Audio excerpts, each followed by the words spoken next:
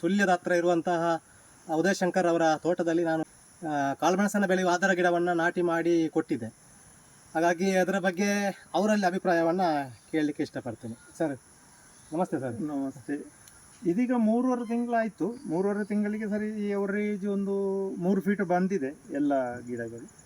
ಇನ್ನೊಂದು ತಿಂಗಳಲ್ಲಿ ಒಂದು 4-5 ಫೀಟ್ ಆಗಬಹುದು. ಒಂದು ಎಷ್ಟು ಎತ್ತರ ಬಂದ ಮೇಲೆ ಕಾಳು ಮೆಣಸು ಹಾಕೋದು ಅಂತ ಪ್ಲಾನಿಂಗ್. ಈಗ 3 ತಿಂಗಳಾಗುವಾಗ 3 ಅಡಿ ಬಂದಿದೆ. ಇನ್ನೊಂದು 3 ತಿಂಗಳಾಗುವ ಎವರೇಜ್ 6 ಅಡಿ. ಆಗ ಕಾಳು ಮೆಣಸು ಹಾಕ್ಬೋದು. ಅಂದಾಜು ನೀವು ಹಾಕಿರುವ ಗಿಡಗಳ ಸಂಖ್ಯೆ ಇಲ್ಲಿ ಸಂಖ್ಯೆ 1195.